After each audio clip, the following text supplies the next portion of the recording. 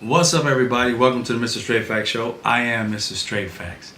As you can see, I changed my camera. I had all kind of technical difficulties. One of the reasons why I'm late today. But hey, it is what it is. Let's get to talking about what happened today. Today, a few things came down. Ratings for Donald Trump were down 37%. The last time he was low as 37% was at the end of his first presidency. After he had unalived almost 1 million people by not telling them that COVID was fucking dangerous.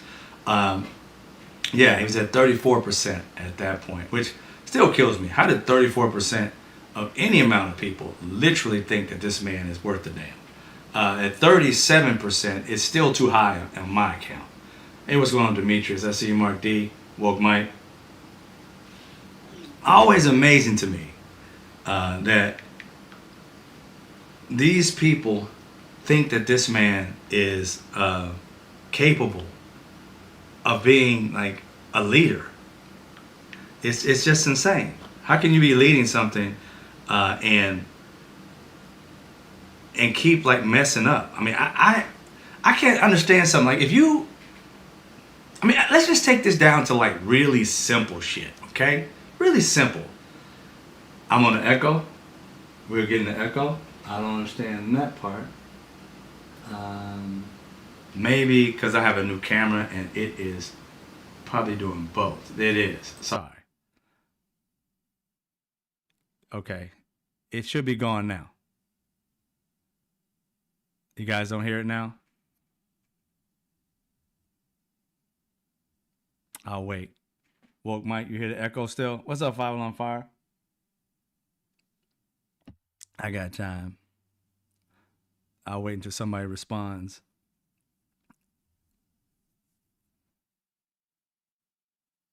Is the echo gone? Hello? Sounds great. All right, cool. Thank you, Five on Fire. So, getting back to it, I don't understand. If you put it in simple terms, like we all had that first job. Mine was McDonald's, okay? Outside of being a paper boy. But let's get to like the real shit. At McDonald's, would you put somebody who always burned the pies and fries as a supervisor? Or even just say, you know what, we're going to sell you a franchise and you can't cook shit in the place? I mean, that's just setting the place up for failure, would you think? So you put somebody at the top of a fucking country, not just a country, but the country is supposed to be the number one country in the fucking world. And you put the dude that burns fries and pies as the leader. How the fuck? I mean, who would do that? I don't think anybody in here would want to go to a restaurant where the people can't cook the food. They always burn it. You need somebody to teach them how to cook. And in this situation, somebody teach them how to lead. Under Joe Biden, the Republican-led House couldn't lead themselves out of a trash bag. Even if it was burning on one end, they'd still be running toward the fire. It made no sense. The worst House ever in the history of America. And you reelected some of these idiots. And their dear leader, you put back into place after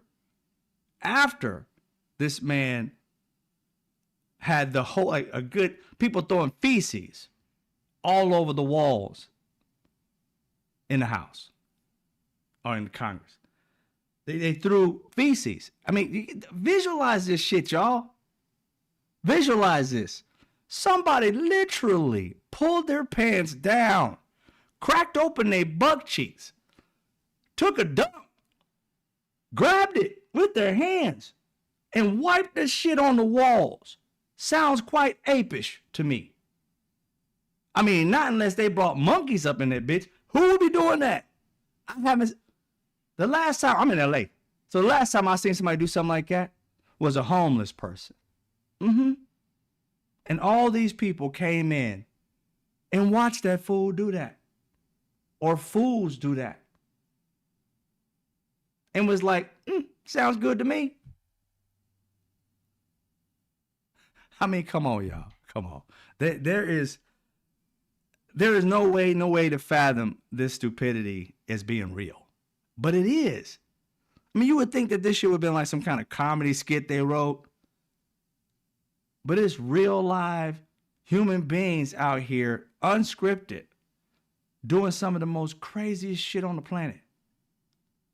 You see apes with better control.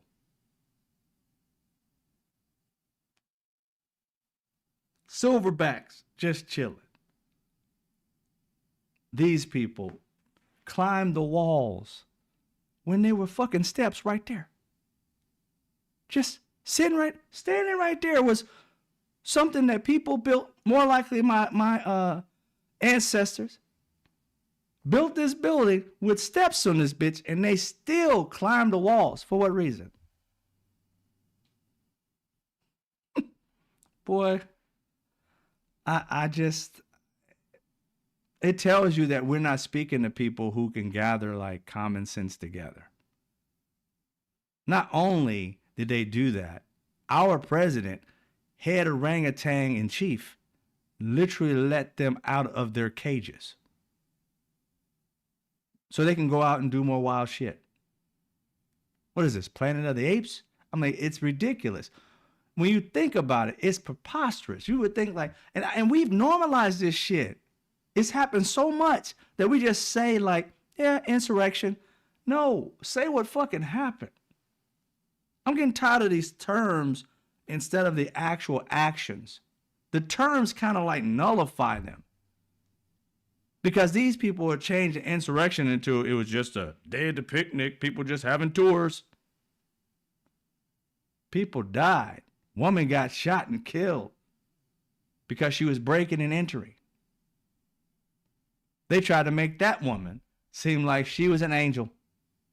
The president, that fool, was saying, well, she shouldn't have died. I'm like, well, you out your mind? If she had broken into your house, would you not shoot her? Of course you would. She broke in. A lot of them broke in. Then later, they let them in. Bullshit. They decided that there's about in their head, there's 1 million motherfuckers out there. I ain't stopping that. I ain't got enough bullets. Go ahead. Do what you got to do.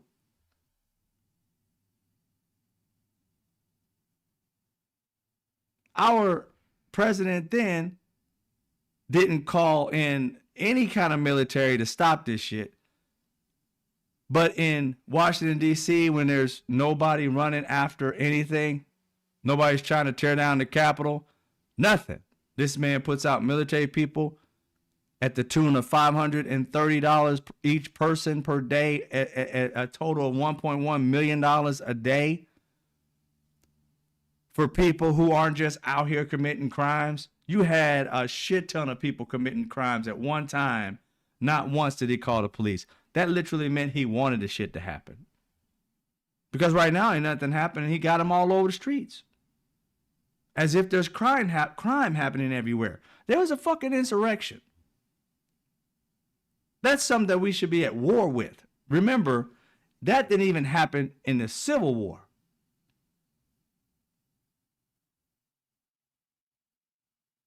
Yet you got that Southern flag in the White House during this particular insurrection, and it's no big deal. It's crazy, y'all. It really is, to sit here and think that these people are not like just batshit crazy. And we're normalizing it by just sitting there like, oh yeah, they did this. Oh yeah. You watch the news, it's like they did this, they did that, they did this, they did that. And each one of those things should be like, what the fuck did they do? We should be up in arms. We should be pissed. Well, no. Hardly any emotion toward it. Just some of them even laughing like, it's kind of crazy. I'm like, it's more than crazy. It's against our Constitution, what we're supposed to stand for. We got men and women out here dying for the Constitution. And we're just sitting here like, it's against the Constitution. Why don't y'all stop doing it? They don't care. How can you be a patriot when you're going against the Constitution, the U.S. Constitution? That's what Trump and all his minions are doing, going against the U.S. Constitution. That automatically says you're an enemy of the state, enemy of this country. You're going against what it stands for. You haven't changed the laws the way we're supposed to democratically do it. If you want something in the Constitution amended, then you go through the process.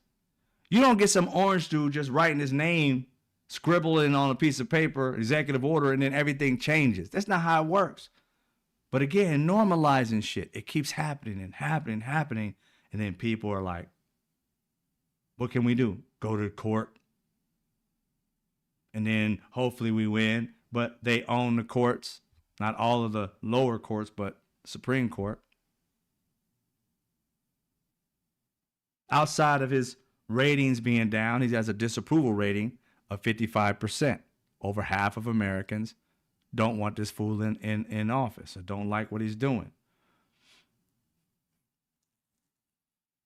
34%, 37% approve of him. Now, when you get to Republicans, it's probably crazy. Just Republicans alone is probably like 60, 70% or some shit. That's where we start to realize that the reason why we're still going what we're going through, I believe, is because the rest of us aren't unified worth a damn. Think about it. The only reason they're getting away with this shit is because all of them are unified, no matter how bad it gets. Every last one of those Republicans in the House and Senate know what Trump is doing is horrible. They're not stupid. They know it's terrible. But they also know that they must stick together. It keeps sticking into my head. Her name is Seth Meyer, Tara Seth Meyer, something like that. He's a black Republican. And she said something a few years ago, maybe it was a year or two ago. She said something to the effect of, Democrats have to fall in love. Republicans fall in line. Democrats have to fall in love. Republicans fall in line. And they said, and she said this as if, to say it was bad on Democrats and that's what F's us up all the time. It's because we got to fall in love with an idea for it to actually get into place. They just fall in line. So if somebody says it and a person agrees with it and your boss says to do it, boom, they do it. So basically they have no kind of like thought process toward their own ideas. Their thing is unity, regardless of whom it hurts or helps. If my party decides it, I vote on it the way they say it is. So they fall in line. And I'm like, even if it's hurting people, even if the bill is the big, beautiful bill and it's hurting Americans, it's going to get 17 plus million Americans who are Republican, Democrat, Independent, your insurance is going to go away?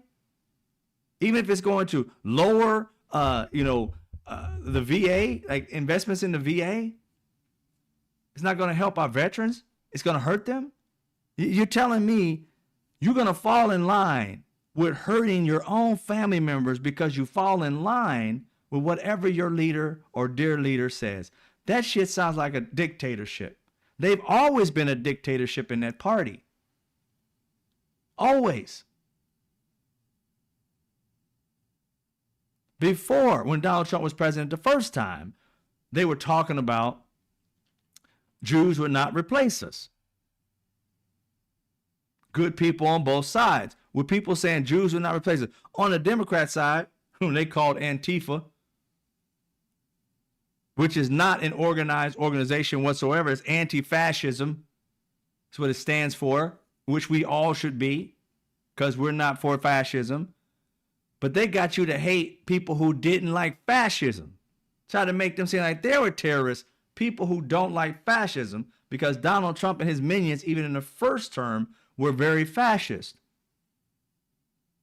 The very first thing a fascist will do is get people not to believe in collective media, like somebody is telling them the truth. Even if you went and checked out the facts, that's how Fox became like number one.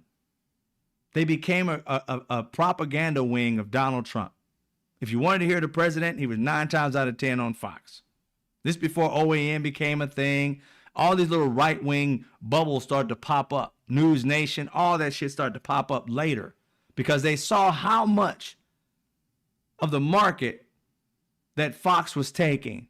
They were making money hand over fist with propaganda. So these other ones started up just so that look, it's a lot of money coming in from Russia and from everywhere else to do this. So they went over there and immediately started gathering money, hundreds of thousands of dollars per video, per ad, $1 million a year for this, that, and the third. All these Russian oligarchs, all these other people, China, all that wanted to fuck with us was giving Facebook, was giving Snapchat, was giving every last one of these freaking organizations millions upon millions, and probably in the Facebook realm, billions of dollars to put out propaganda. And that's exactly what happened. Propaganda everywhere, to the point that nobody believed the media, and the people who actually do research was very few. The minority are the ones that read and focus on, politics and things of the day. The majority of us listen to the smartest friend we have. The one that did well in school, but when it comes to politics, they're complete dipshits. But they did well in school. They know better than me. I believe Billy Bob. Yeah, really? Why don't you read a little something? Billy Bob don't know what the hell he's talking about. Not a damn thing. Billy Bob's going off his feelings, his emotions, and that energy. That now Billy Bob, the village, smart guy, amongst a bunch of fucking idiots, that dude is an idiot to an average 8-year-old. And you guys are listening to him. You got your Charlie Kirks out there becoming leaders in areas in which they're fucking idiots. People have made the dropout Charlie Kirk an intellectual. It's insane. The dropout is the smartest amongst the people listening to him. He got millions of people listening to him, and he's the one who dropped out, couldn't handle it, just came out and started spewing bullshit. Whatever racist wanted to hear, that fool would say it. Next thing you know, he's got hundreds of thousands of dollars coming his way,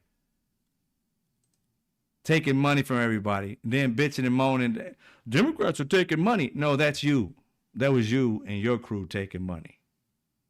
And you try to make it seem it was bad for Democrats to do it if they got it while you were doing it. It's gaslighting. It's lying. It's despicable. But they kept doing it and they still do it to this day. But outside of all that, thank you for the donation. Bible on Fire says Jews will not replace us while worshiping a Jewish Jesus Christ. Doesn't make any sense. But here's the thing, going on to that just for a second, Bible on Fire. They worship, and I think I've said this in my TikTok shows. If you look at history, Jesus was brown. He wasn't white like that at all. Go look in the Bible. It literally says his hands or his feet were bronze. Hair wool. Where you seen a bronze wool white dude? In the Middle East. They were dark skinned. So why do they have a pale white dude with blue eyes and straight hair when the Bible doesn't even describe him like that? Yet they want you to read that Bible. They want you to live by that Bible. But the person they're talking about and they're worshiping is not the one in that Bible. You talk about hypocrisy. Jesus was brown. Go look it up. It ain't me. It's the words in the Bible.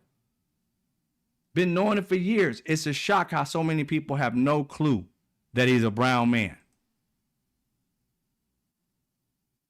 It says it in the Bible. I've seen one that looks like a Middle Eastern, dark skin, whatever. I don't know exactly what he would look like. I just know he was brown because that's the only description they gave. And in the Bible, it literally says that the iniquities is what you can't be forgiven for. The sins that you continue to do, even though you know they're against the rules of the Bible. It's if it's a sin and you repent and you never change your ways, that iniquity would not allow you to get into heaven. So explain to me how you getting into heaven. And at the same time, it says, before I get to the iniquities, at the same time, it says that God is a jealous God. I don't know if I believe that, but hey, it says God is a jealous God. Don't put anybody before him. Therefore, you cannot worship or idolize anything other than Jesus Christ and God themselves. You can't worship them. That is one of the biggest sins for you to do, is to worship another, to put somebody else as an idol and in the same position as you would Jesus or God. So if Jesus was a brown man and you threw this pale white man on his face, that means you've been worshiping a false idol your entire life. Even me, when I went to church, I grew up Christian. I saw that blonde haired, blue eyed guy. I didn't know the history of it. America kept me in the dark. Nobody pushed me toward that verse in the Bible. I had to find it on my own. And that's when it was like, wait a minute, what? And I started asking around. I asked pastors and things like that. I said, yeah, Jesus was brown. I'm like, why the hell you got the white dude up here? We ain't going to heaven. Ain't none of us going to heaven. How the hell you up in here preaching about going to heaven when in the Bible it says you can't worship an idol that isn't him? And you got some other dude sitting up here worshiping. Ain't nobody going to church, going to heaven, worshiping that white dude. Because that's not him. Don't even look nothing like him. No wool hair, no dark skin. Ain't no way in hell he had blue eyes. So how you going to heaven worshiping that? That right there is a sin. Can't tell nobody that. They all stuck on it. That's why I say nobody, if you can see that people still have those in those churches, the white guys still in the churches, walking in is a sin. God ain't there. Jesus ain't there. How can he be there? You have some other person there. That person may show up, but Jesus ain't. How? You're doing exactly what the Bible tells you not to do. Worshiping a false idol. That man is not worthy of your prayers. That man is not worthy of being called Jesus.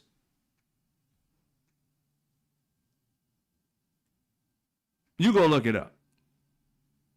Don't believe me. I just spit facts. It may hurt, but hey, I ain't here to make you feel good. I'm here to tell you the truth. If it says it in the Bible, which you believe in, then there's no way he could be that white dude. You're worshiping the false idol. Therefore, you can never make it into heaven. None of your ancestors made it into heaven. There's no way that they can. They worship false idols the entire time.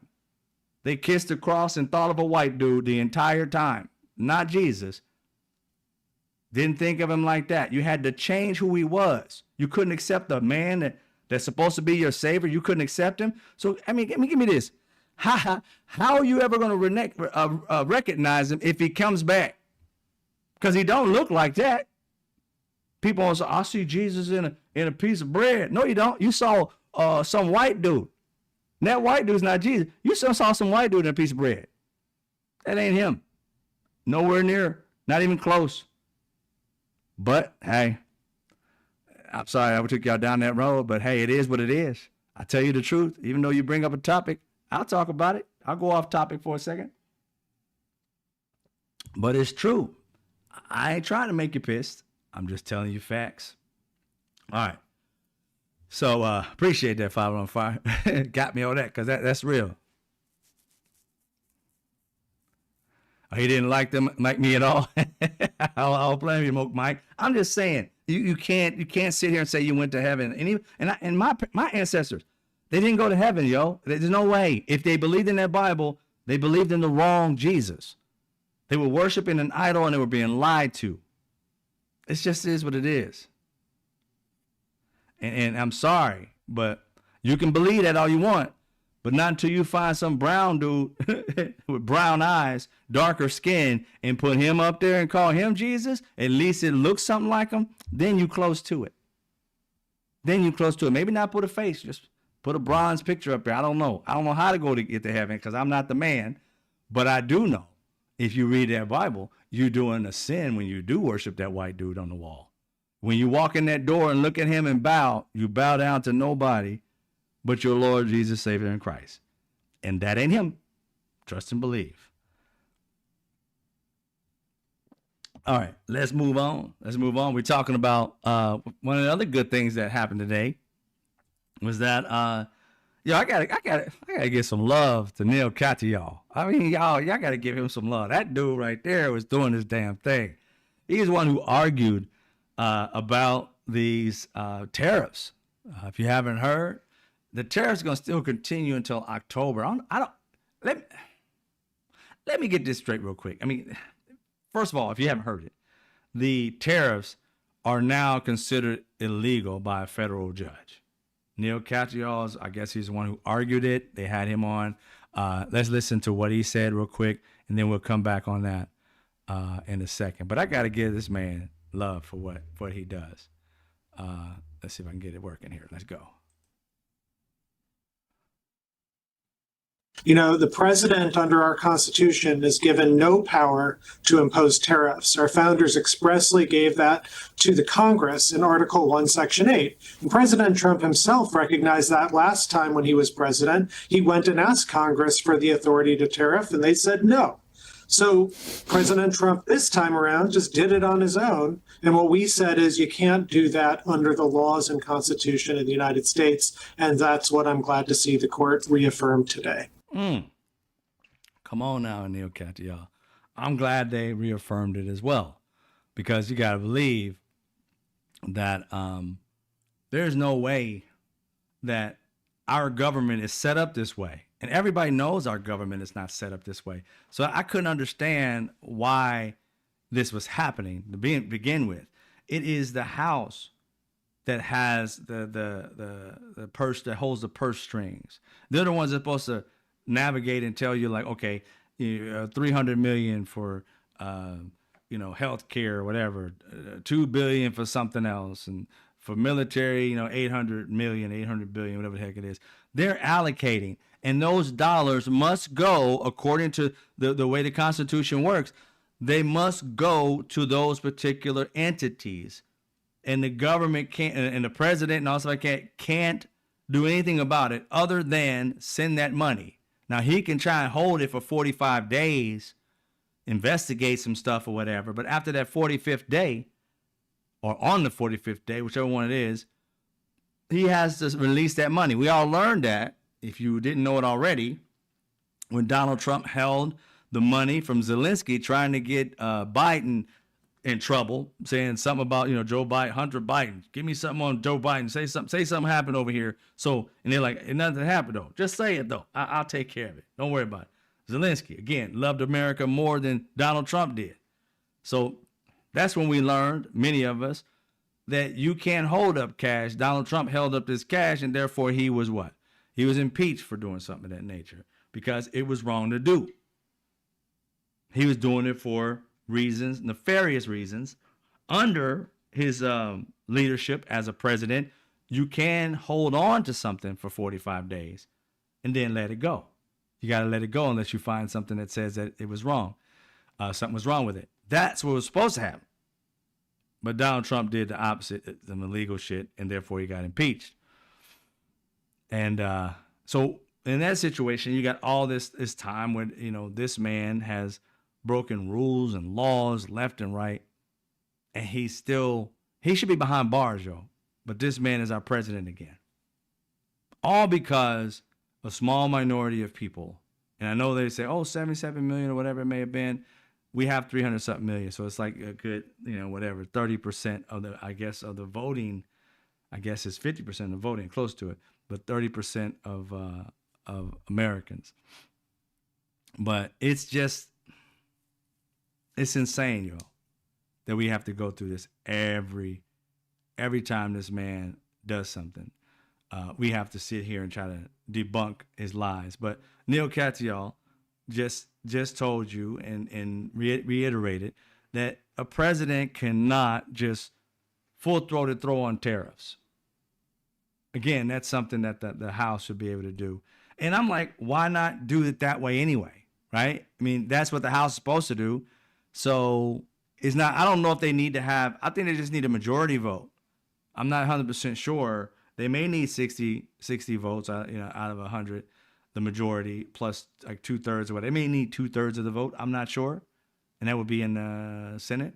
But I'm not sure about that. I just think that they have to have a majority, 50 plus 1. Then just go through the process. But you know it will take some time to do that, and they want shit to happen just like that. And that was the problem. All this time, they've been collecting monies and talking about, look how much money we got. Yeah, you've been charging the hell out of the businesses. Here's the part that trips me out is, you raise tariffs, which is a tax on right now the businesses, and whether they put it onto American citizens, which they have been doing already with this sneakflation, right? Certain things have been going up. So the sizes of certain products have been getting smaller. I literally bought like a bag of, I don't know what the chips were. I opened that bitch, it was mostly air. And I'm like, this shit went up to like 418 or some shit like that. Open it up and it's fucking air and a little amount of chips at the bottom. Sun chips, I think I got. I'm like, how in the hell? You went up and less chips. And again, that's that sneakflation shit. It is inflation. But, you know, they don't tell you, oh, you know, it's just, it is what it is. They don't even mention it, to be honest. They just let it go unless people complain about it. And this is what Americans are going to have to do. You're going to have to boycott places that you eat, start making your own fucking chips at home, whatever it's got to happen. Get you a bunch of potatoes and get your chips on. Throw your own sauce on it, whatever. The seasoning. Because these people have to understand something. We are not to be fucked with as Americans. You guys keep on fucking with us. Messing with the money that we have and savings for our families. And health care. You understand, at the end of this year, if you're on Obamacare, at the end of this year, because of the big, beautiful bill, like 4 to 6 million Americans. They didn't tell you all this stuff about all the 17 million where it's coming from. They make it seem like 2026, at the end of that, 2027, when it starts after the election, that's when, you know, people are going to lose their health care. No, millions of you are going to lose your health care on December 31st this year. Why? Because of the subsidies. I think they're called premium subsidy or some shit like that from Obamacare. Your health care, that premium part goes away 12/31. Now, that's what they said. And I don't know whether it's valid, it's going to end up happening, but that's what I read. And so if that's gone, there's 3 to 4 million people that your insurance is going to be like fucking tripled, quadrupled on January 1st. Or you got to pay it by the 31st of this year, I think. So, yeah, you're going to feel it now. And that to me is just horrendous because people, you were getting subsidies of hundreds of dollars if you got a pretty big family, maybe a couple thousand or maybe something like that, $1,500. I don't know where it's capped at. And now that $600 you was getting for that premium subsidy at $500 on 12/31 or January 1st, yeah, that's just going to be tacked on. Or you're going to have to get worse insurance to keep your insurance at whatever it was. If you're a single person, single and no kids or whatever, it may have been a couple $100s for good in healthcare insurance because of the subsidy. That shit's going, let's say if it was like $200. Well, you was getting a subsidy of probably like 600 something bucks. So with the end of this year, your shit's going to probably shoot up to $800 a month.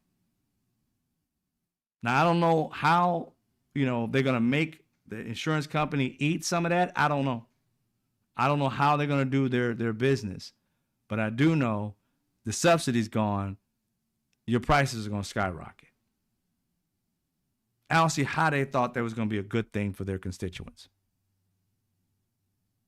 This is monthly. Yeah, monthly. Just listen, podcast. This insurance will be monthly. It's going to go up. Not yearly. Of course, yearly going to be eventually what it's going to be. But the subsidies are like every month you get like, I think they call it premium subsidies. And it's, you know, for let's say like a single person and, you know, don't have a family, whatever. I've seen the numbers of like 650 or something like that. And the person pays about 150 for insurance, less than 200. But when that subsidy goes away, that insurance is really like $700-800 a month.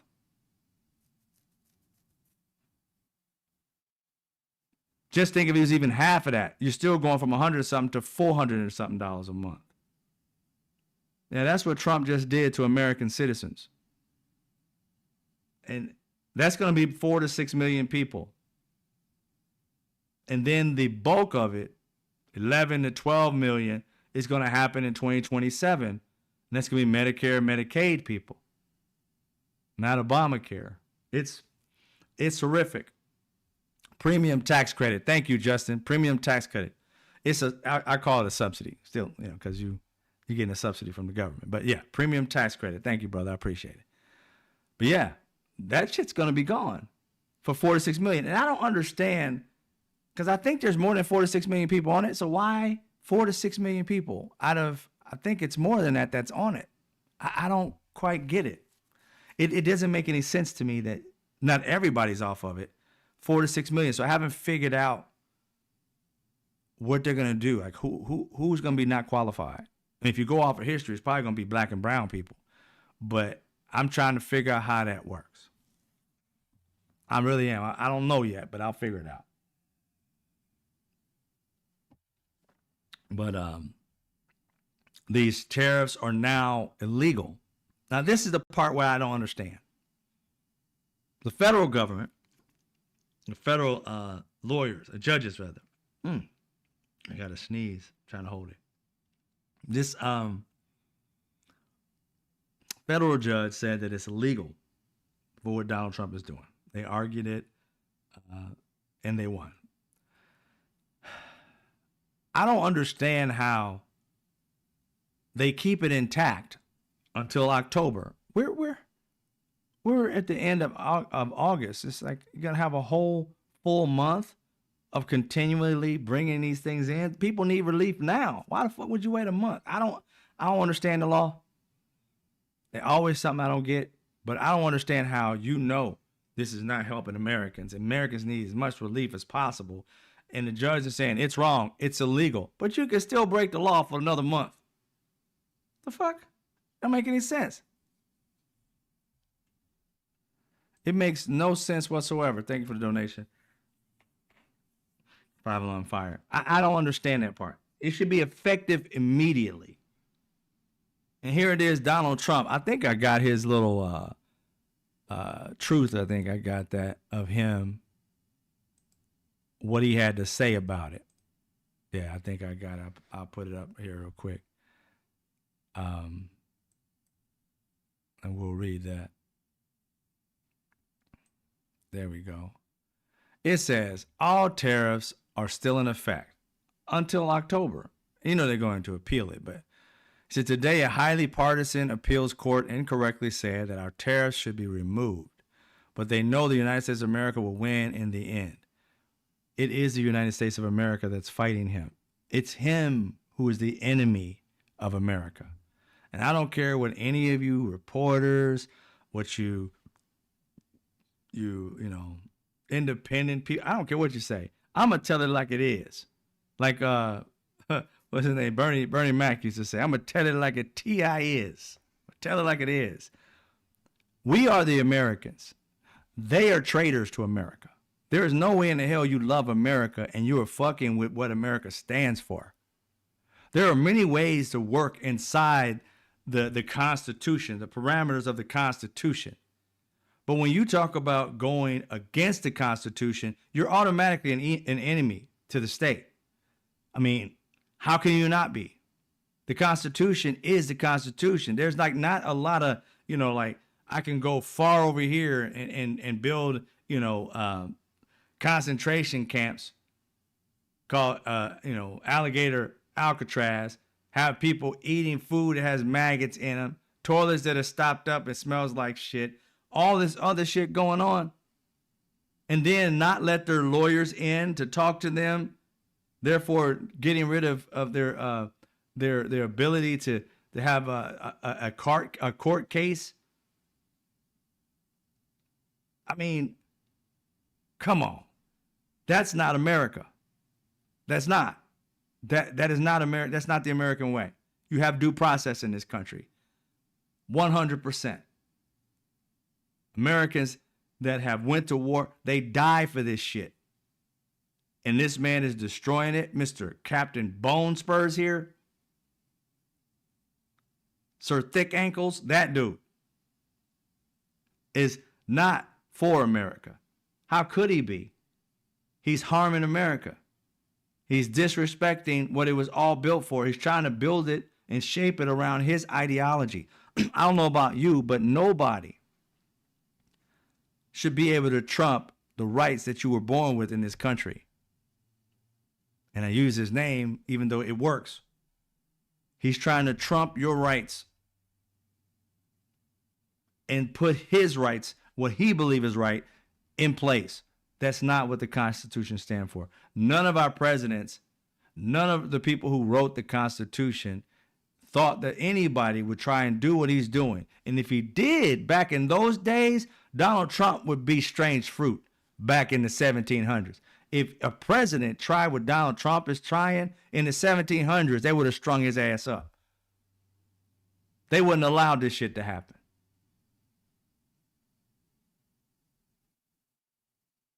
Those people were ones that would pick up a gun in a heartbeat and pick somebody off.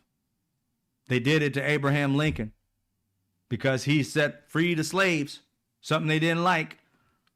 Tell them that in the 1700s, 1800s, that, or whatever, it's 1800s, that they couldn't have their rights. That they're going to send the military or whatever into their neighborhoods. Oh, it would have been an all-out war back in those days.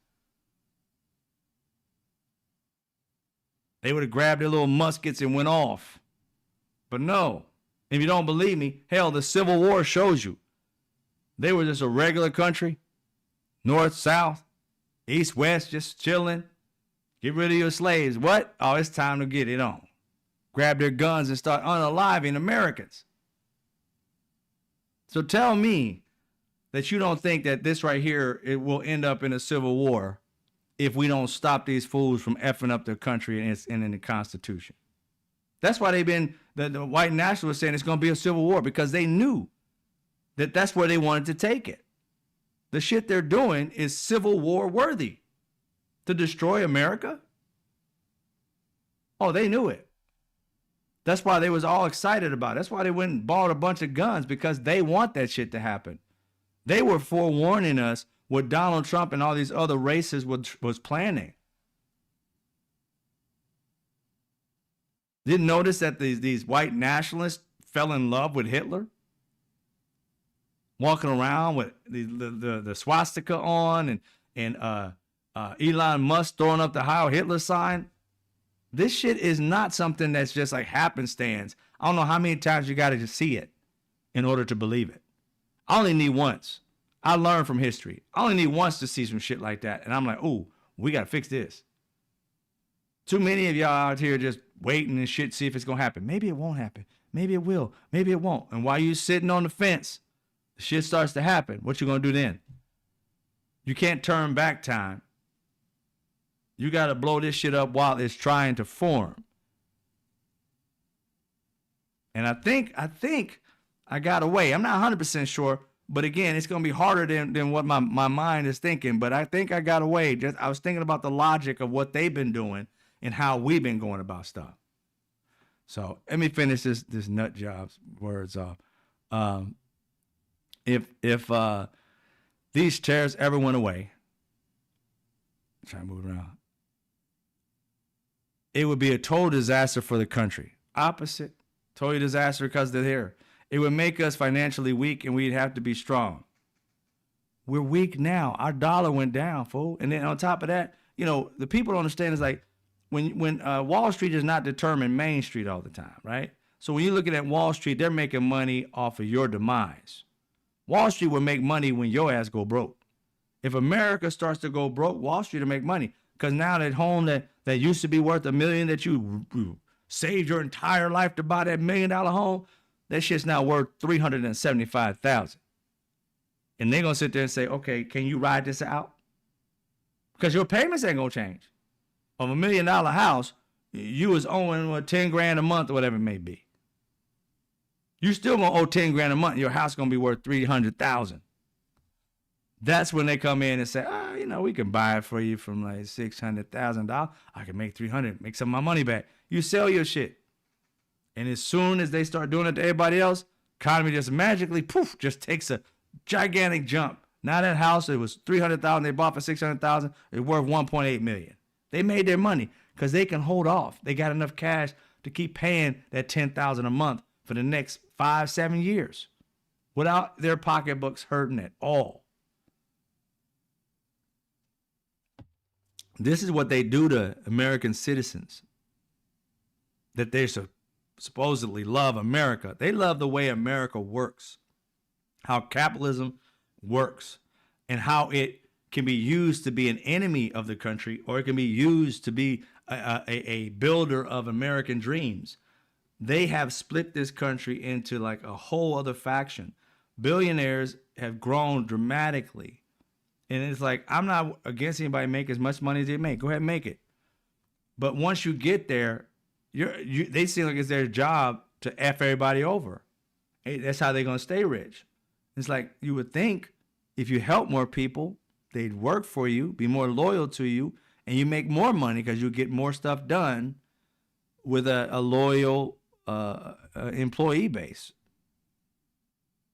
But that's not their game. They rather have, at this point, automation, robots, AI, whatever do it. Pay a monthly fee for AI, if not own the damn company for AI, and just have the employees make the money in the tech shit. You're just maintaining the software that's making everything run. That's what they're moving toward. They got these people fooled like, we're going to have production and we're going to bring all these jobs back to America. There are no jobs. Other than people starting new businesses and people quitting and moving out of the country, those types of jobs. But you're talking about bringing factories back to the United States, that shit's a pipe dream. Ask yourself, are you going to buy an Apple phone that's made in America, which really it can't be because there's thousands of pieces inside this phone. Thousands of pieces that aren't made in America. You think we're going to start 1,000 production companies to build these products? You out your freaking mind. Things for the batteries can only be found in certain parts of the country. We may have low percentages of it, but we can't do it where everybody has a phone. So how are you going to produce all this, mass produce it, and become a leader in it if you don't actually produce the product? And if you want to start producing some of these products and an alternative to these products, that's going to take about a decade. So you got a decade to waste. Billionaires do. I don't think most of us do. Do you got a decade of money in the bank where you can lose for the next decade and still be good? Most Americans can't lose for 2 weeks. At the most, 3-6 months, and you under a bridge somewhere living like a troll. Trust and believe.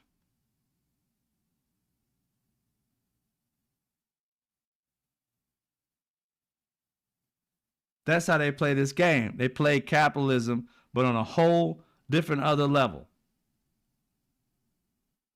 Their capitalism is taking advantage of American people and then giving you the finger, paying you very minimum.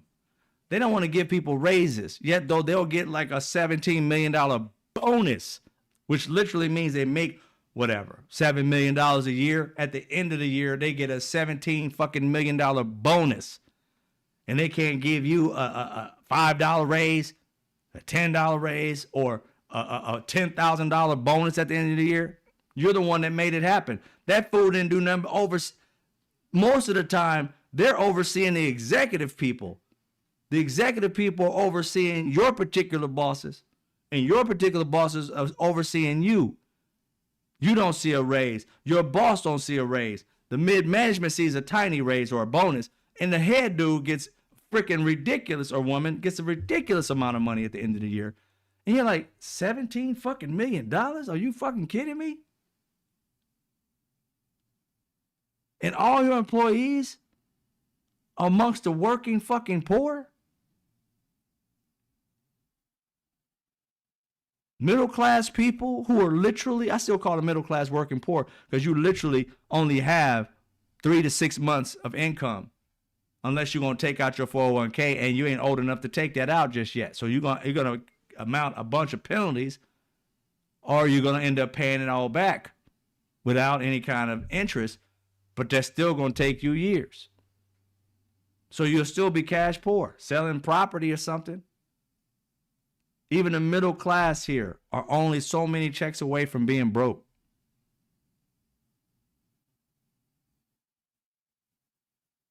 There's got to be a better way for capitalism to work for the American people. It's just insane to me. It's insane to me that this is how it's working for us. And I told y'all yesterday I'm working on something else about capitalism. I believe capitalism can work for the many and not just a few. And I've always been in my mind, how could you end poverty? Especially for people who want it. I know there's some people who are mentally ill who don't think of money or anything like that. They just think of comfort or get the demons out of my head. I'm tired of hearing the voices and things of that nature, and I understand that. And there should be places for them to go and live as well. This country can help itself out. We always talk about we want to help people, but there's a way to do it because everybody wants to make money because that's how you live. But there's a way to make money helping other people. It's just an amazing thing that I came up with here recently. I'm starting to label it, name it, put it out there. I'm gonna put it out there in the coming weeks. But I've been working it out, just talking about it, and I'm just gonna put it out there. If people want to do it, fine. But it's an amazing thing to think that through capitalism, we can do capitalism that actually cares about people, as opposed, because people are like, oh, I don't like capitalism. I don't like capitalism. All capitalism is supply and demand, right? Supply and demand. And if we're going to use capitalism, other people are going to do it their way. But there's a way to force people to follow another format without it being labeled anything other than capitalism. I just say capitalism that cares, right? So capitalism can work for us all if we focus on what the problems we have in this country and we start to unify around solving these problems and benefiting from the solutions. Not just me, we, all of us benefit from changing it. It's a collective way of saying, let's make capitalism work for the many and not just a few. I know the billionaires are going to hate me, but fuck y'all. I don't like y'all anyway. None of y'all, because most of y'all just talk your game and never fuck anybody. Never help anybody out. Almost every billionaire. That's why I don't like watching that Shark Tank bullshit. People love it. Oh, I love it.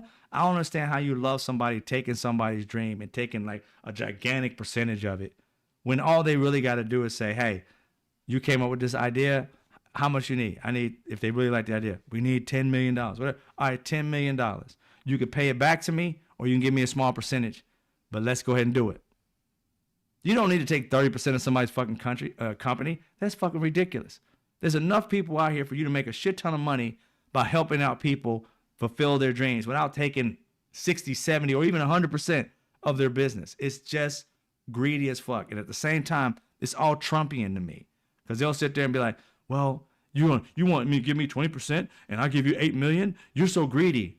To the inventor, to the creator, who done built the business up to be $1 million per year or $300,000 per month or whatever the hell it is, you're going to call them greedy because they want you to get 10% instead of 70% for like $10 million when they're making $1 million a year already. It's just, I can't stand them.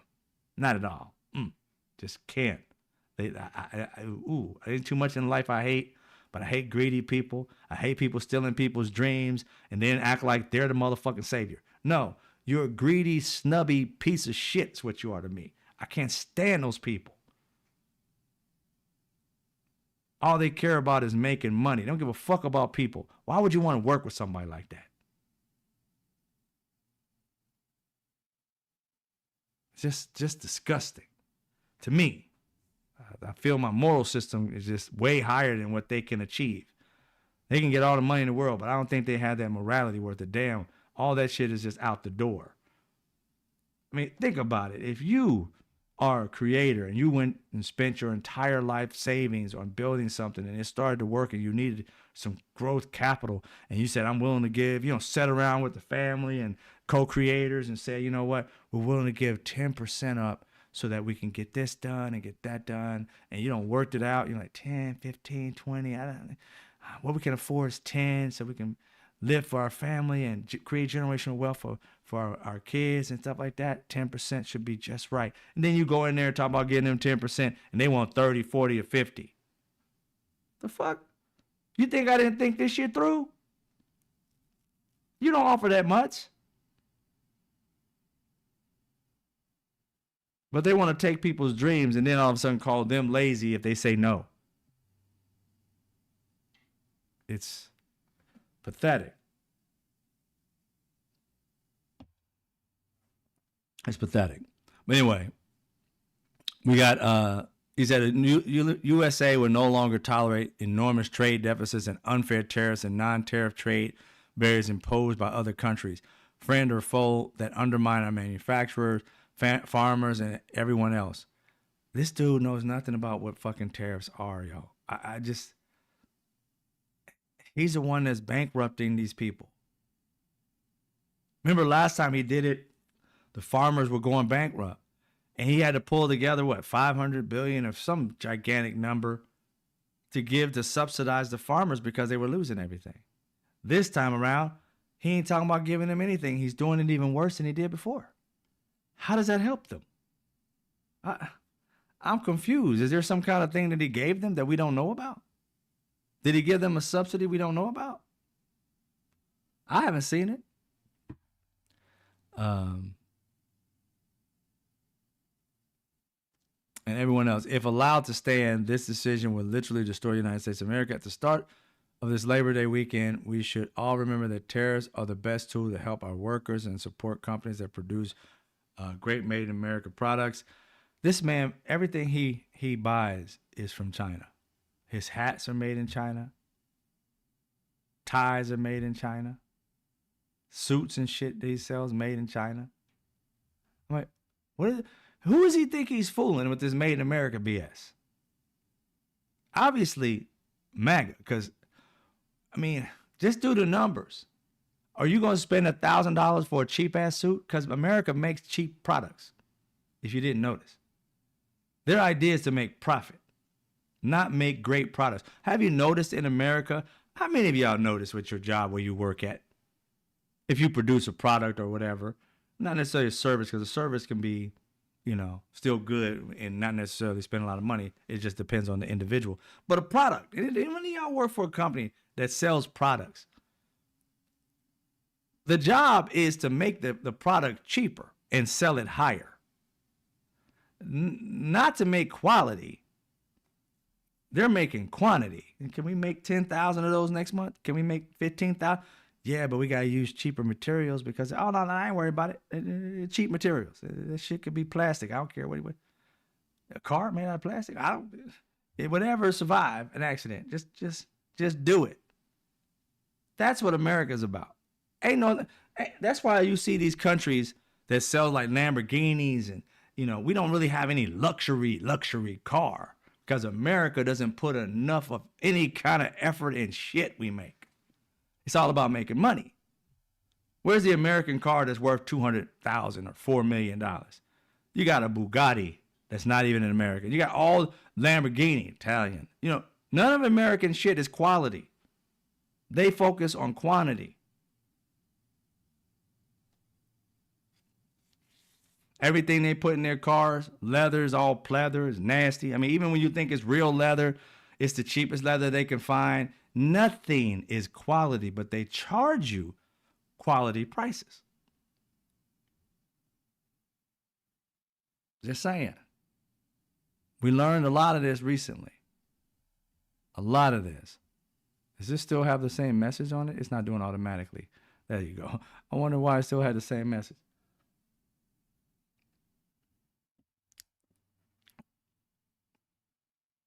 For many years, tariffs were allowed to be used against us by our uncaring and unwise politicians. Now, with the help of the United States Supreme Court, we will use them to the benefit of our nation and make America rich, strong, and powerful again. Thank you for your attention to this matter. Ladies and gentlemen, we all know what who pays the tariffs. I mean, how many times do you have to be told that America, when the tariffs are being paid, you and I will end up paying for it? The first person who ends up paying for it is the company. Now, if you own a business, small, large, or medium, whatever, you're paying for it right now. And it's up to you to decide, depending on your margin. Now, see, a lot of small businesses, one of the hardest things to do as a business, if you have one, and I know you guys who had a business, one of the hardest things that you did if you're selling a product was to figure out the price of your product. Like, where are you going to put this price so that people could buy it and buy not just one, maybe two or three, or come back. So you're trying to figure out the marketing and the price strategy so that you know that it's a good quality, that it's worth what it is. And so a lot of us contemplate, get counselors or consultants rather, telling us, like, you know, what it should be in the range of $15 to $25 a product, or should it be $100 because you got the best product? All that shit that goes into that. And so when you decide what your markup is going to be, it costs me $20, so I'm marking it up 20%, 300%, 100%, 1,000%, whatever it may be. You marked it up. Okay, now you know your price range. You may change the price until it starts going off the shelf, and that's going to be your majority, what you're going to use it. That may end up being 30%, 40% of an increase, of a price difference. So then when the tariffs come in for a small business, when you got a 30% change in actually what it, the actual price to like profit ratio, basically, you got only 30% to work with. When Donald Trump hit that shit up to 50% for some of these companies, especially these small businesses, you're in a deficit of 20%. You're going to have to raise the price of your product to be able to even buy this thing, or you're going to close your shit down. Now, here's the part that's so messed up. Your product before, because you done tested it if you own a business. Let's say you got a business that sell phone cases or whatever, right? You know that your phone cases, you tried to sell them for $100 a piece. They weren't going off the shelf for shit. You tried to sell them for whatever, and you got it down to $30, $40 at the most. And that's like a 30 to 40% markup. Now, if you get in a situation where the Trump did this 50% on Japan or whatever it was at the time, China, 50%, think about that. Your product just went up, the price just went up 50%. You got to front load that money. You're a small business. Do you have that money to front load? More than likely not. So you might have to borrow it, right?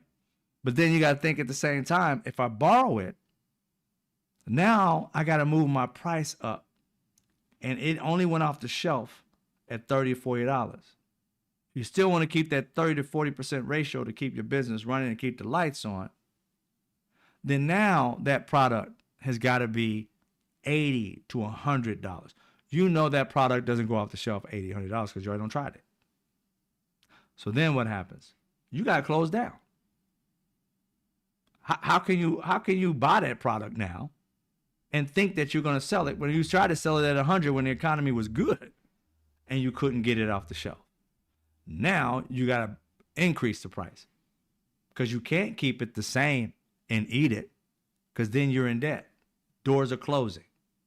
So the bright idea is close before you get into a crazy debt, or you can keep it open in a crap amount of debt, and hopefully it'll keep going to the point where you can start another product that may be $100 or whatever it is, and you can make that profit. But that's what these companies have been dealing with. And I guarantee you tonight, many of these businesses are thanking God that this shit is illegal. And they're praying that these Supreme Court justices are going to break for keeping this illegal, and so that the House and Senate can do their fucking jobs. That way, everything that passes will be on the Democrats or the Republicans' heads as far as House representatives and senators. That's the way our country works. That's the way it's supposed to be. And instead, they're doing their own thing. But that was Donald Trump putting out there this bogus statements about that it's the tariffs that makes us a good country. I'm like, ladies and gentlemen, these tariffs are like 0, 3%. And if you keep in mind, it was the Republicans that wanted free trade a long time ago. They wanted that free trade. Because when you could buy shit cheap from China and you don't have to pay any tariff, you buying that product in China, let's stay with the cell phone case, that shit's like a penny to 3 cents if you buy 1,000. And these companies got long cash, so they buying 10,000 of the ones that sell. They might buy 100 to see which ones they're going to sell first.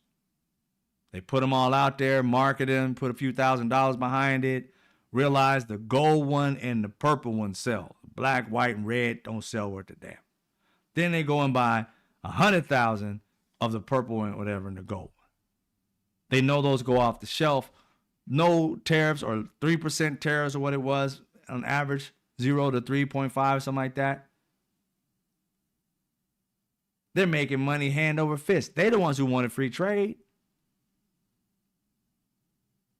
And now they're coming to the table and saying it's not working. It works. You know what's not working? Is that China, Japan, Korea, Brazil, they've all figured it out. And with that particular tariff setup, they've grown exponentially because we have become what Democrats and Republicans, what our government wanted to happen, happened. They just didn't realize what it was going to do to America. See, the billionaires and politicians got together and decided to give our jobs away and start working on tech and shit like that. Give all these manual labor shits away. Let them do it in Japan. 0 to 3%, whatever it is. Tariffs, we'll be making money hand over fist. They got to make all our products. They'll get our little chump change. They'll be selling it for, like, selling to us for a penny per one. We're selling it for 100 per one to Americans. We're a big consumer country. So I buy it for, penny, 3 pennies and shit. Bring it to America, sell it for 300, or not even that big of a difference, but let's say like maybe sell it for like $30. I'm buying it for a penny, yo. $30. That's a huge amount of money. That's what American billionaires were so excited about. Let's do this free trade shit. Now they're talking about, oh, let's not do the free trade. Why? Because China and all these countries I just mentioned, they were barely getting any money per product. They had to make a lot of them. They had their people working at slave wages. But those countries, regardless of what kind of government they have, they started working. They started getting smart. While America was dumbing down its citizens, these other countries were making their citizens bright as hell about the ones that, were focused. And it's focused on the bright people. And they realized we can start building robots to do these things. We can start building technology to do these things. We can make it happen where we can make these exact products, these phone cases. We can make 1,000 of them for like 2 pennies each. No big deal. And they're selling it to these people for not even that, a fraction of a penny. And they're selling it to them for a penny and making a profit. So a penny is a major profit. It's under a penny to make.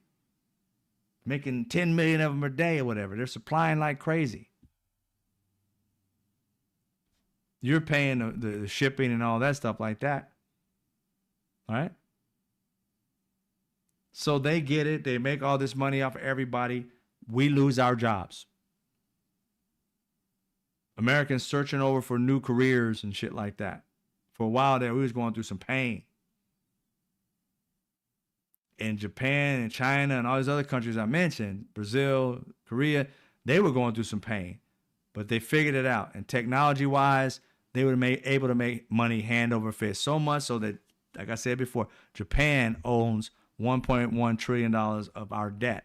China owns $800 billion and used to own over $1 trillion of our debt. The countries in which we thought we was going to saddle with all our production and make money hand over fist while they go broke, we was going to be rich. That's what their idea was. They turned that shit on their heads. And that's why Donald Trump and all these billionaires are mad at China and mad at all these other countries, talking about they're stealing their patents. Americans steal patents too. How many of you guys, I mean, there is an actual business racket in this country where people have made it rich as hell by stealing your patents. These are Americans stealing American patents. I remember I went to a seminar and they was talking about it. And I was sitting there like, you guys are literally telling us how to steal people's patents. That's America for you. Yeah, and it's legal. All they do is go every day. I remember this one lady was teaching. It was an older white lady. She was the one teaching it. I didn't know this was going to happen because I didn't come there for this. But she came out and started talking about, you can make money hand over fist by doing this and taking patents. And I'm like, what the hell is she talking about?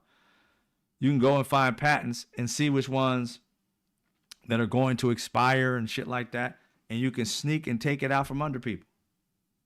Let it be. I don't know how if it was like she waited until it was the expiration date and she went in and snooped up and got it. But it's a way to go about it. It's an actual profession for some people. People do that on a regular day basis. That's how they made their money. And they'll sell that patent to Disney, to somebody else, because they're connected. Yeah.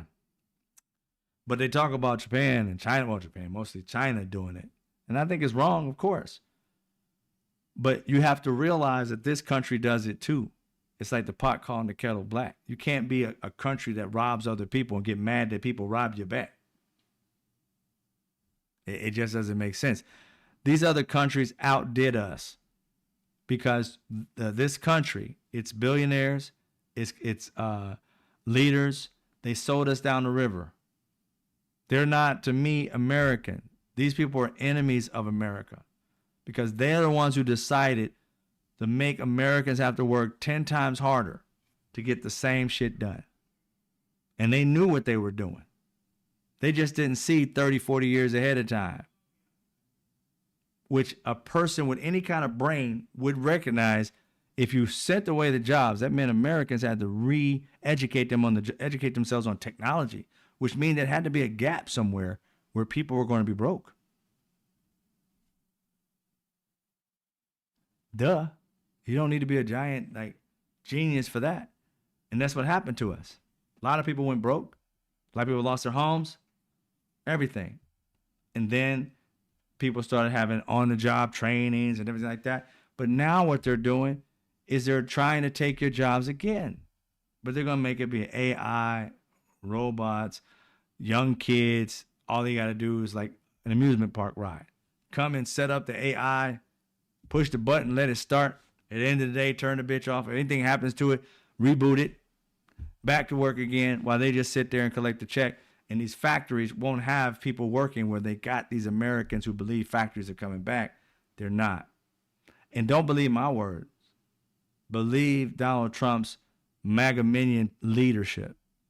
That Howard Lutnick dude, he literally was on Fox saying, well, it's going to be a mixture between people and AI, and robots and stuff like that. But hey, he kind of like just skated right on by that, which lets you know they can't make money paying you a lot of money. And again, America makes products, cheap products.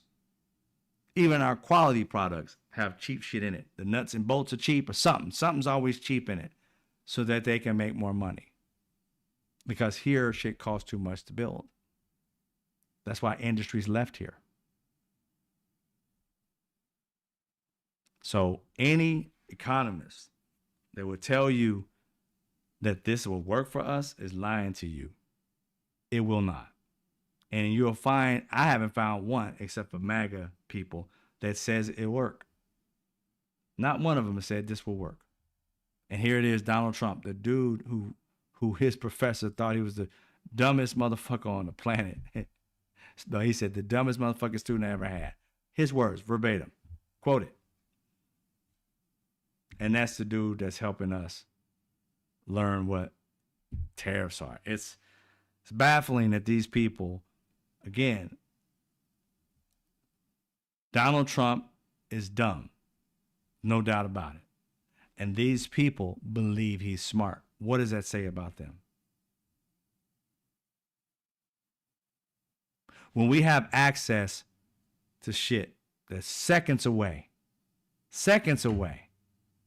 these people act like we still got those little green and color was that cream encyclopedias and shit coming to our door, and somebody selling it to us, and the shit inside of it was 4 years old.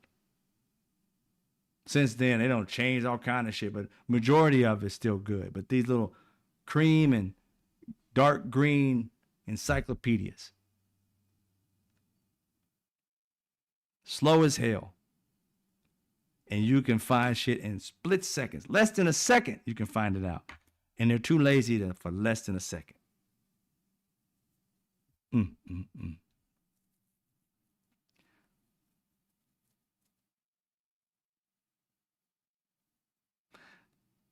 There was a, what's his name? Oh, first of all, Joni Ernst. You guys remember her.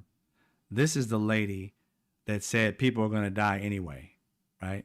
She's not running in 2026. That's a great thing. We don't know what in her jurisdiction, whether her area. We don't know. More than likely it's going to be another Republican. I hope not. I hope a Democrat breaks through in her area. But Joni Ernst is out of there at the end of this year. 2026. So we're happy about that. We had some more Republicans getting yelled at and screamed at. One of them had to run out. What was his name? I think I had his name up here somewhere. In Alabama, GOP Representative Barry Moore had to exit out the back door because people were like, basically you're a liar. How do you justify what Trump is doing? And while he was scrambling, they were asking him, who pays the tariffs, bruh? Who pays the tariffs? They just kept screaming, who pays the tariffs? Who pays the tariffs? And this dude was going everywhere but talking about tariffs. And you're not answering our question, who pays the tariffs? Because he knows the truth. These people, I applaud you. Sounds like this is a deeply red state, and these are mostly Republicans. So I applaud you for coming out and saying exactly what makes sense. Who pays the tariffs? Because now you know if he can't answer it, he's lying to you. He can't tell you a lie either. He can't tell you the truth. So therefore he can't say anything. He ends up walking out the back door. But he went on to talk about, different things and around the corner, and this is supposed to help them eventually, blah, blah, blah. But when they got to that question, who pays it? He skipped that shit, wouldn't answer it, and then left. Thank you for the donation. 511 Fire says, China wanted to figure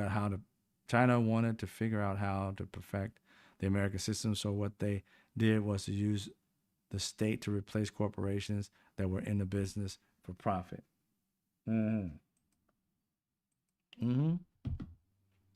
Yeah, Alabama is deeply red, right, Dennis? So they were out there screaming. So that narrative that Republicans have been saying at these town hall meetings or after the town hall meetings, they're like, oh, those are like Democrats and those are like, the liberals, the libs. It's like, dude, you're in a deeply red area. Those people in Alabama voted for you, bro. And they're asking you, who pays the tariffs? And you can't answer that? I mean, again, who wants their leadership, right, to not be able to answer simple ass questions? Think about it. If they asked a question like this, and so they're mad, said, who pays the tariffs? Then you, as a representative, somebody they voted for, right? This is their interest, and you're supposed to be representing their best interest. And your constituents are asking you a simple fucking question. And you just have to say the tariffs are paid by the companies that buy the product from other countries. So if you own a company here and you buy your products from another country, China, Brazil, Korea, you as a company are going to pay the tariffs. Yeah, it's going to be you. But, it depends on what your markup is. But the answer to that, the response to that is, I marked it up because I want to make that profit. For you to tell me I can't make that profit anymore, you're taking money out of my pocket. So therefore, I'm making less profit off the products I'm selling. No matter how much I buy of that product, I'm making less profit. So in order for me to get back up to my profit that I was at, I would have to charge the customer the 30, the 40, or 50% that you put on China. I got to charge the customer that. Because if I don't, I'm not making profit like I was making before. And the thing that kills me is that these billionaires and shit like that, they go crazy if they don't make a 25, 50% return of investment every year. So they're cutting jobs and doing all kinds of things and throwing on AI and whatever, just so they can make that number, because they project the previous year. By the end of it, we're gonna make 25% per quarter, whatever it may be, the number they may choose. And if they don't hit it, investors are pissed. People have lost their jobs for not hitting the numbers they say they can be able to project. So you're telling small businesses, mid-sized businesses, that now they're going to have to tell their investors that we're going to have to not make as much profit. Our return on investment, usually at 25, is going to have to be 10 or 15, because we got to give a break to the customers.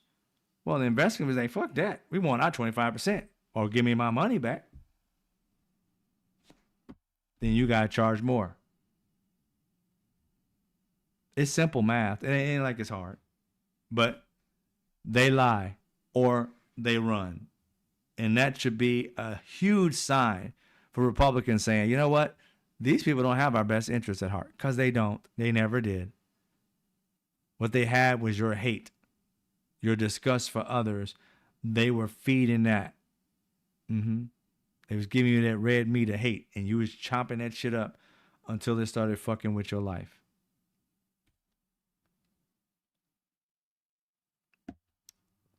Yeah, AI is taking over in healthcare. I remember seeing many. I see you just listen podcasts. I remember seeing. This was, I don't know, a couple years or so ago, how they were using AI in like surgery or some shit like that. It was, and technology, a new type of technology. It was crazy. I was like, wow, how do you do that? It was in robotics and all stuff like it was added onto it. But yeah. It's gonna take over in a lot of ways. I mean, and I don't know, because I'm not the expert on that. I don't know how good or bad that's gonna be. I just know, just like President Obama said when he was running in 2008, 2007, whatever it was. He said it, and it stuck in my head. It's like, America, and I'll say it like he said it, not the words, but America, listen, and listen dearly. I mean, just closely, rather. We are not going back to the age in which industrialization started and shit. We're not going back to a bunch of factories in this country. Donald Trump is lying his ass off. All you have to do is think about how much shit will cost and how much your job is willing to pay you. Right now in America, they won't even have a meeting to bring up the cost, not the cost of living, but the hourly rate to $15 as a minimum wage. They won't even bring it up to that. That's still poverty, ladies and gentlemen. $15 is like $30,000 a year. Who can raise a family on $35,000 a year? Who can live off of $30,000 a year in most of the states in this country? Okay? So how in the world, if they're not willing to give you $15 an hour, how do you think they're going to bring back factories, front load that cost to have that factory here, tens of millions, if not hundreds of millions, to build and to put land and then get contracts to do certain things? Because again, if you're going to build here, A lot of the products are going to have to be shipped here. What's going to more than likely happen, if it did happen, is it's going to be assembled here, not built here. And even then, the price is going to go up because they'll keep China, they'll keep Brazil, they'll keep Japan, and they'll say, okay, build all the parts, but just send it here. And then when they send it here for us to assemble, and you got a job assembling, the phone was like $1,600 with it being built and assembled in Japan and just shipped here with the 3% tariff or the 0% tariff. The phone went to $1,600. Ask yourself what that phone's going to cost when you got that same process. They building it, but they're not putting it together. That means they got to package up each piece. Send those tricks over here. Over here, you got to unpack them and then assemble. That packaging part is hell. These things are tiny. So you're going to have to buy packaging. Little shit's going to be looking like this. Buying packaging like this and putting just one little piece inside this trick. Put a piece in there. Ship it out. That's going to cost you so much more money. That phone will be $3,500. Who paying $3,500 for a fucking phone when Apple changes their phone like every decade? You get the same damn phone with a different charger for the past 10 years. Everything the same except they might improve the camera a little bit. Who gonna pay 3 times as much for technology?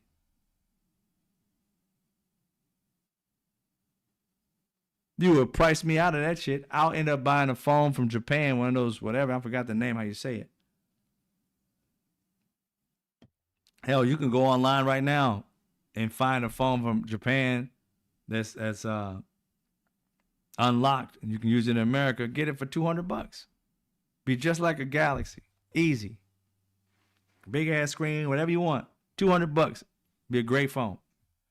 You're gonna spend $3,200 for a phone here? That's gonna be like a new phone made in another 3 months? Ain't gonna happen. Apple knows that. That's why they're trying to throw money at Donald Trump. $500 billion for being able to help. $300 billion. They did that shit every year anyway. But that's just to shut him up because they see numbers. He's too stupid to know that Apple did that for years. It never brought any jobs to this country. It's amazing. You can look it up. You can look it up. Trust me.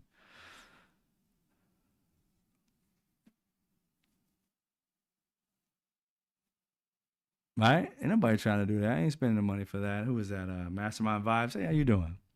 Being local, I see you. So yeah, that's the crazy part. But we got GOP getting yelled at. We got him getting running out the back door.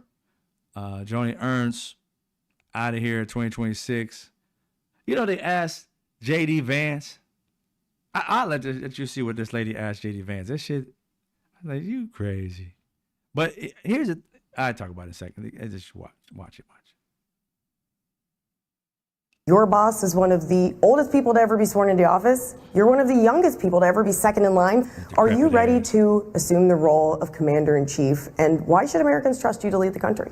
Well, I've gotten a lot of good on-the-job training over the last 200 days, but also say that the president is in incredibly good health. He's got incredible energy. No, he's not. Yes, things can always happen. Yes, terrible tragedies happen. But I feel very confident the president of the United States is in good shape, is going to serve out the remainder of his term and do great things for the American people. And if, God forbid, there's a terrible tragedy, I can't think of better on-the-job training than what I've gotten over the last 200 days. Your boss. This fool. That was so. Oops, sorry, that's the wrong thing. This fool literally lied his ass off. Literally. Donald Trump is doing well. Yeah, right. Sir Thankles. Old thick ass ankles. That dude's doing well.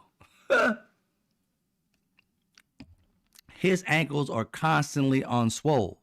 You got to understand something. When you have this type of situation, it's okay. It gets better and worse. Donald Trump's ankles are always thick now. It ain't a situation where they go down.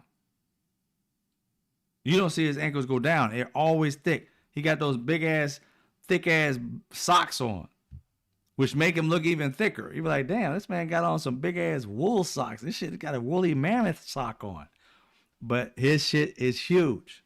I don't see how his shoes are even handling that. He gotta get can I get an extra wide, like for the ankle and shit?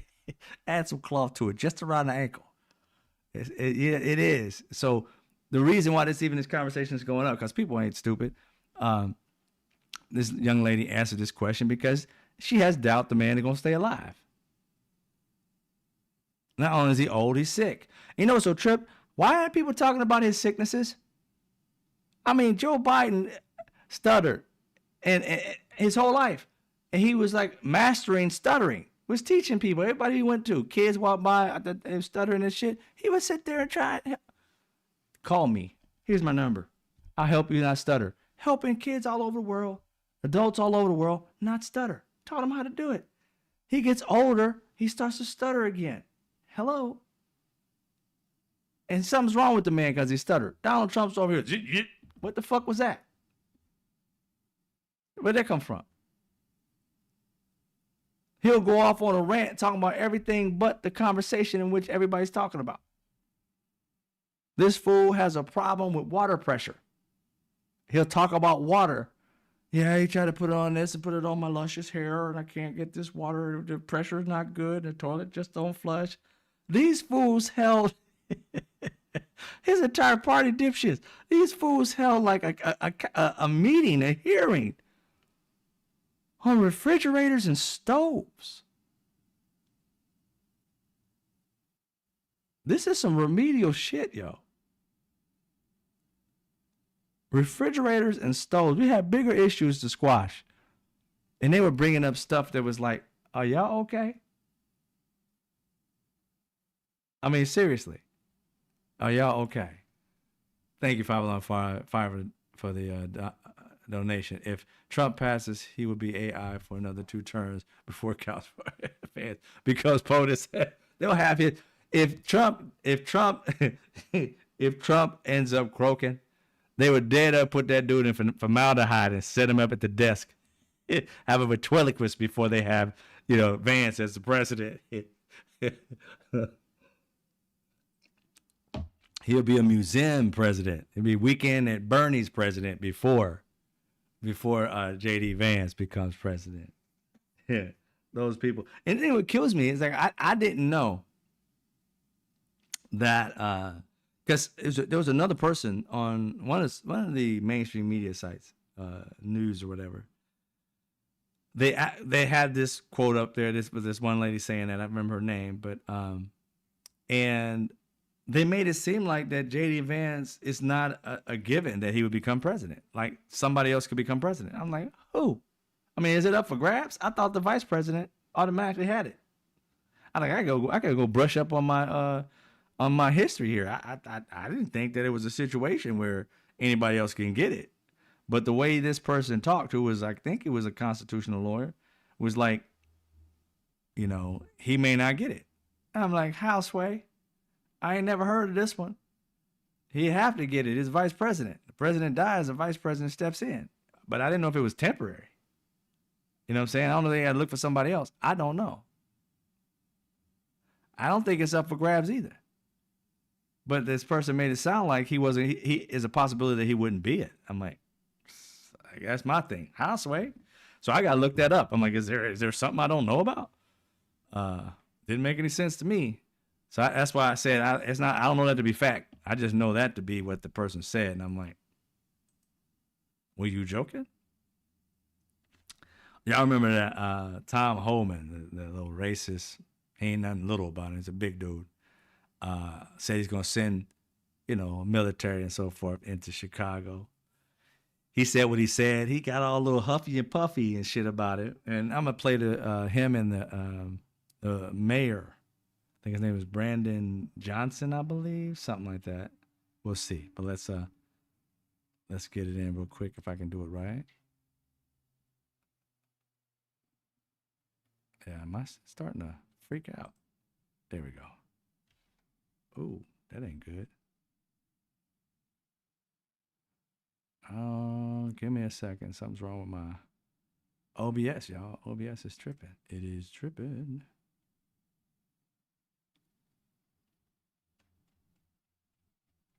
Oh, that's the problem too. Oops. There we go. All right, here we go.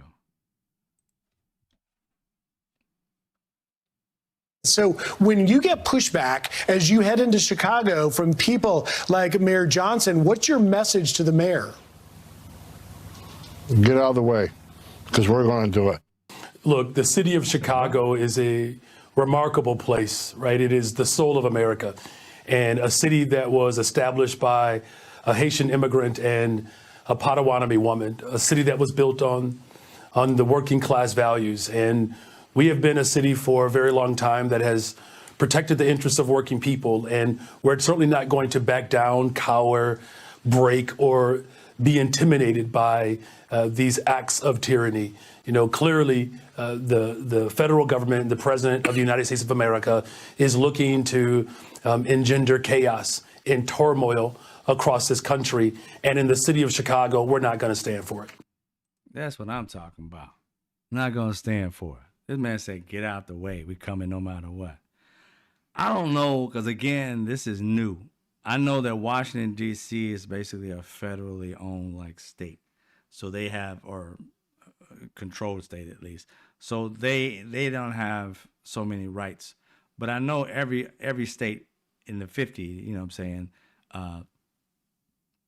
outside of Washington, D.C., they have different rights.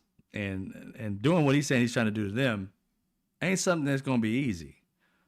Now, they did it to California. Now, I don't know what they can do, whether this is just talking back and forth, they're going to do it anyway. I don't know what happens, but California fought. They won some things, and I don't know if they're still here. The way it seems like they are, I haven't seen them, or I haven't even heard anything about it, like on local news. Usually they were talking about it for a while, every night. I gotta sneeze again. They were talking about it every night, but they don't talk about it anymore. Thank you. There we go. Get it out. But yeah, so I don't know. We'll see. We'll see what happens with that. But before I leave, one of the things that I recognized was that what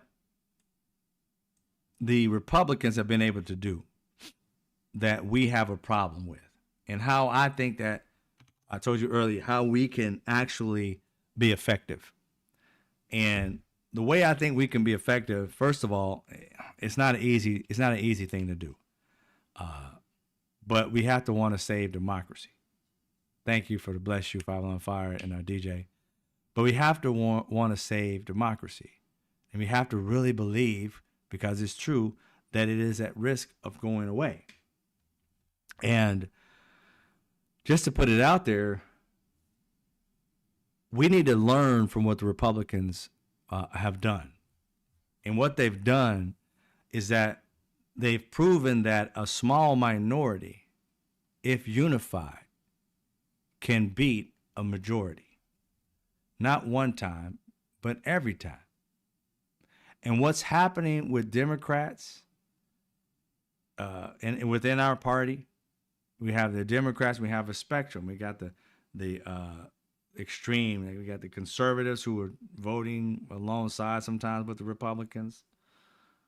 We got the liberals, which, you know, the both sides of the factions don't necessarily like each other, can't agree on something. You got the moderates, and we got, you know, so many more in between. And what we have to realize is happening is that the Republicans, like we said earlier, they're not falling in love with America or any kind of ideology. They're falling in line.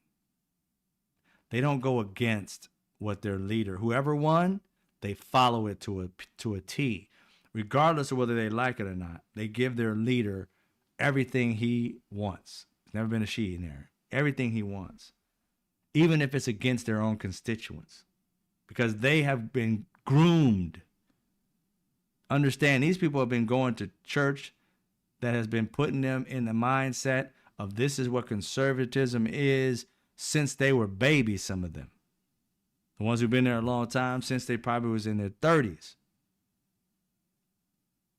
And they've been groomed every year to think a certain way. They've been groomed every year, every day of every year, of that Democrats are the enemy. They're not people who can be dealt with or reasoned with. They believe we are the enemy on every topic they say they believed in. And then you see them not give a damn about everything they believed in. If you're my age or older, you remember Republicans used to believe, and they said conservatism, no such thing. They don't believe in that. The only part of conservatism that they believe in is not changing. They want everything to stay the same, right? They don't care about family. How can you care about family? You got one fraction of their party talking about young girls from 12 to 14 that get raped are ripe and fertile, and that they should marry their rapists instead of getting abortions. That's one faction of their party that says that type of shit. They got another faction of their party that is hiding the Epstein files, making shit up, knowing Donald Trump is in it, doing everything to stop everybody talking about it. So many egregious things have happened since that happened, right? But somehow they all agree on certain topics that matter. Everything that's brought up, they agree on it. Even if they say, oh, I don't necessarily agree with it, blah, blah, blah. They know 97% of their party is going to do it. They're going to be the only lone vote that's not going to vote for it. Which is not a situation where they know that it's not going to fail the bill. The bill's still going to pass. They're just trying to save their asses. So they get a chance to get permission to sway away from it. But if their vote was needed and they still were going to fuck over their constituents, they still do it. We've seen it happen over and over again. Democrats have a conscience. The bill hurts somebody. They're trying to figure out if it's going to hurt somebody, we got to go the way where it hurts the fewest. It said this one right here is going to hurt 8 million. This over here is going to hurt 4, but I don't like the bill, but it's only going to hurt 4. And they'll go that way. Republicans don't ever have that in their mindset. If it hurt 75 million people, who's it help? My billionaire friend and this, that, and the third. He's going to give me $1 million once I do this. AIPAC's going to give me $400,000. Cha-ching, cha-ching, cha-ching. You're a grown boy. You'll make it on your own. You're going to make it after all. They'll do that shit to you while they over here making all this cash and money, and then invest in the money that they got for free into a stock market because they know how it's about to go, and then making more and more money, getting richer and richer in the position, while the people in their communities are dying because they don't have vaccines, are losing their jobs, losing their farms, losing their businesses because of tariffs and shit, and they just sit there and act like it's not happening. So what do Democrats have to do? We have to unify around something that we all care about. I know many people are going to care about health care, and people are going to care about science, and people are going to care about different things, and you're going to have your own level of belief around those particular things. But we got to consolidate all that and have to solidify our unity around democracy. We have to start painting a picture of what democracy looks like. Because like I told y'all, and I keep telling y'all, the words democracy don't mean shit. See, it becomes an easy thing to say. And behind a term, many people, which shocks your brain, many people don't even know what a democracy is. They just call it our democracy. But when you start to talk about the rights that you will lose, when you start talking about the freedoms that you will lose, that's when people start gathering around that and be like, wait a minute, you mean to tell me I could lose this? Like, I'm damn sure you will lose that. History shows you've lost it already. You just don't even know it. You see what I mean? When we start focusing on one thing, saving democracy, and when we start to talk about what's under that umbrella of saving democracy and what's up under it, the certain freedoms that we have that the Trump and MAGA minions are trying to take away from you. The freedom of trade.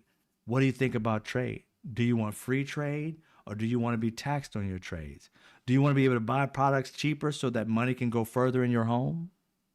Then tariffs are making it so that you can buy less of something, not more of something. So your budget is being harmed by tariffs. You don't want them. We have to be just as strong and demonizing tariffs and educating people by saying these things are going to cost more.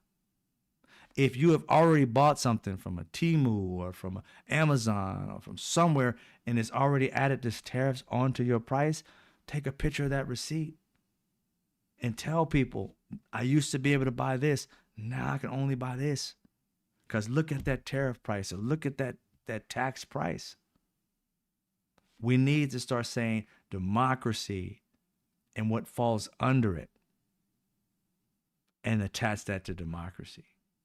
And start tacking what they're doing under something else. Asking them a question that's loaded, but they don't necessarily know it. Again, we're not dealing with the smartest or the brightest bunch. Asking them a question like, do you want prices lower or higher? I want them lower. Of course. I got a family. Then you know under tariffs, they're higher. How? Explain it. Even if we make videos easily explainable. We have to give these people bite-sized pieces of knowledge. Too much at once, they ain't gonna understand. Bite-sized pieces. Democracy, what it means, what's under the umbrella. What freedoms are you going to lose? What freedoms are you willing to give up? If you want to give up freedoms, they say, I don't give up no freedoms. Then tariffs take away that process of you being able to bargain, have a good price for something. You can't negotiate. Everybody says when you're in business and things like that, everything's negotiable. Well, under tariffs, negotiables is not really a process. You can't negotiate a 25%, a 10%, or 15%, whatever it is, tariff. It is what it is. So, and that's just the tariff aspect. All of it, everything that we're losing. We need to start promoting like what those things are. And that's how we get this stuff, I believe, changed, is that we start telling people exactly what they're going to lose. And what they've already lost.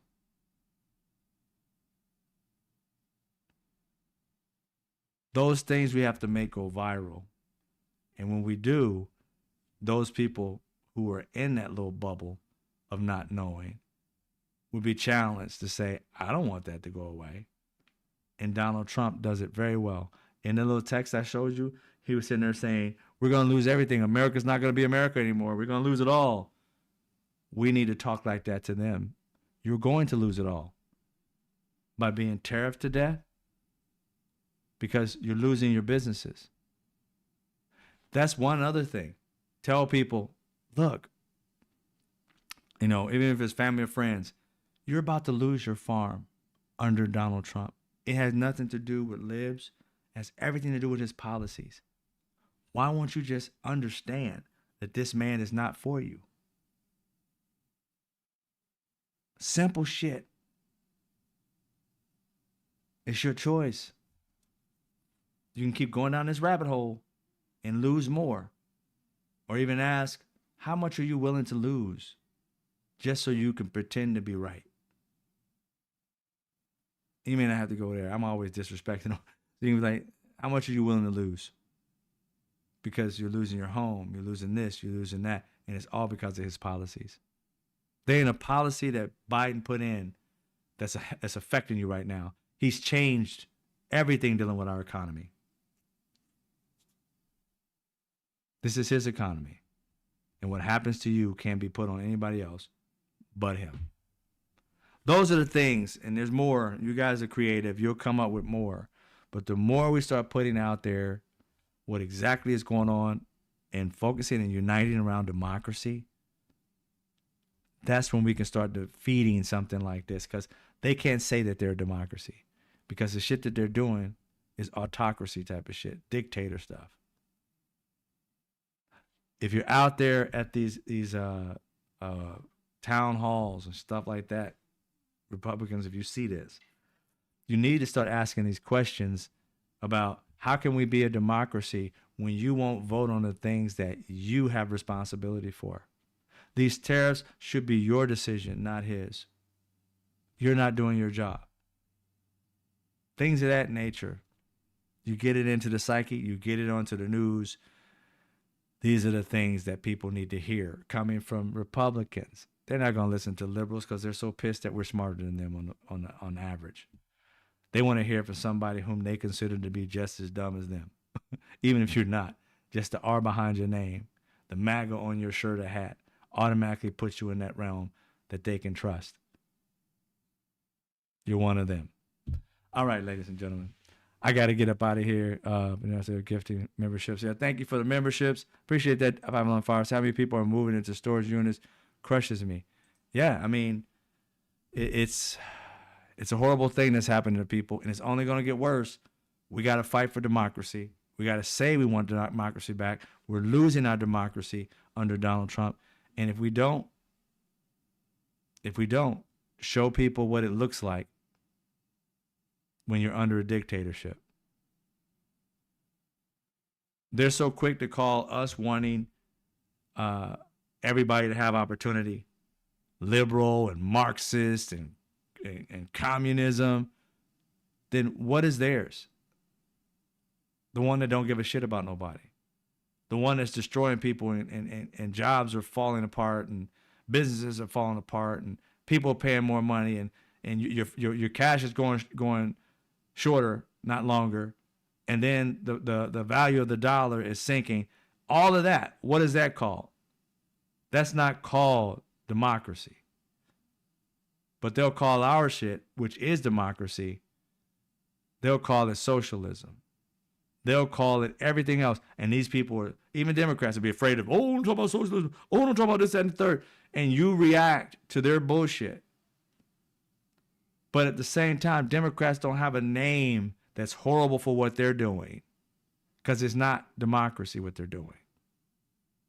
And that's another thing, being able to label what they're doing, the horrific thing that it is, and Democrats sticking to that label. It's enough of having 1,500 different directions. We all need to start going unified. A unified majority will beat a unified minority every time. So we have to start unifying. And it has nothing to do whether you're liberal or conservative, Democrat. Drop that shit for right now. We can agree to disagree on particular bills and promises to the people. What we can't do is be divided and try to run for office and talking 15 ways out of our mouth. We need to unify. Save democracy. Save democracy. And what does that mean? We want you to be able to your kids to be able to afford a home in their lifetime. We want you to have living wage jobs. We want the minimum wage to be higher than $15. The things that American people need and how we can do it without breaking the bank. We want our debt paid down so that our kids don't have to pay for it. Talk about the things we really fucking want and how democracy is the only way we're going to get it. Their way, robbing people, is not how it's going to happen. These are the things that we unify around and stop bitching and moaning about whatever it is that's going on. Right now, we're in America. I understand that Israel and Palestine is going on and we can walk and chew gum at the same time. I get it. But if we don't focus on America, none of that shit we can help. We can't help anybody else but us right now. We can talk about other people, but if this country is not a democracy, we can't collectively do shit for any of the countries in which we feel pain for. Now that's straight facts. No chaser. All right, ladies and gentlemen, thank you for being here. I appreciate you. Save democracy. Tell people what they're willing. Are they willing to lose it? If you don't know what democracy is, if you don't know the pillars of what democracy is, please look them up. And please, every last one of the little tenets underneath it and what we cherish as Americans and the American dream and how to obtain it all through capitalism that cares about people instead of capitalism that fucks everybody over. We need to push that shit left and right every day. And therefore, that's into the lexicon. That's into the world. That goes viral. And that's what America will fight behind, I believe. We're listening to them. We're chasing them. Every day they're doing bullshit.